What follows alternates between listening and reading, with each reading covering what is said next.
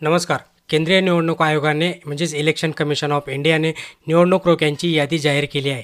त्यानुसार निवडणूक रोखे वाटपात भाजपने म्हणजे तब्बल 6,986 कोटींची कमाई केली आहे. 2019 ते 20 या काळात भाजपाने 2,555 कोटी रुपयांची कमाई केली होती, अशी माहिती या रेकॉर्डमधूनच आता समोर आली.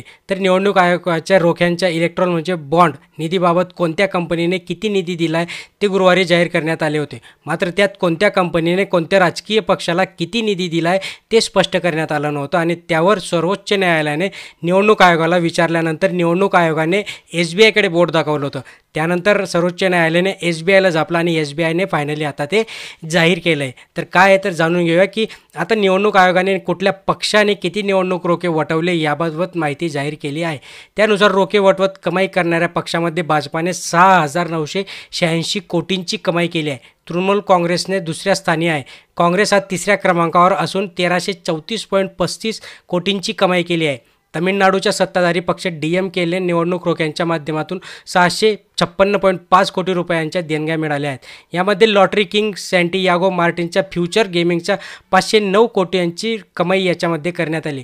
देशातील प्रमुख विरोधी पक्ष काँग्रेसने 1,334 कोटींचे निवडणूक रोखे अजून वटवले नाहीत. याशिवाय ओडिशाचा सत्ताधारी बिजू जनता दल निवडणूक रोख्यांच्या माध्यमातून 944.5 कोटी रुपये मिळाले आहेत.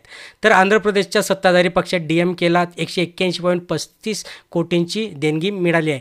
तर कुठल्या पक्षाला किती निवडणूक रोखे वटवले ते पण आपण जाणून घेऊया की भाजपाने 6,986.5 कोटी, तर तृणमूल काँग्रेसने 1,387 कोटी, काँग्रेस 1,334 कोटी, DMK 656 कोटी, बिजू जनता दल 944 कोटी, तेलुगू देशम 181.35 कोटी, BRS 1,322 कोटी, सपा 14.5 कोटी, अकाली दल 7.26 कोटी, AIDMK 6.5 कोटी, तर नॅशनल कॉन्फरन्स 50 लाख असे हे रोखे वटवण्यात आले.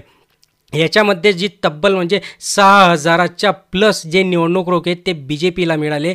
मग याच्या मागची कारणं वगैरे काय ते मागे आपल्याला बघितलंच 2-3 दिवसापूर्वी सर्वोच्च न्यायालयाने ते सांगितलं. परत त्याच्यानंतर कोणत्या पार्टीने कोणत्या कंपनीने किती रोखे यांना दिलेत, का दिलेत ते पण सगळ्या जनतेसमोर आलेलंच आहे. सो असा हा निवडणूक आयोगाचा अहवाल आज सादर झालेला आणि तो तुमच्यापर्यंत पोहोचवलेला आहे. चॅनलवर नवीन असाल तर लाईक करा, शेअर करा, सबस्क्राईब करा.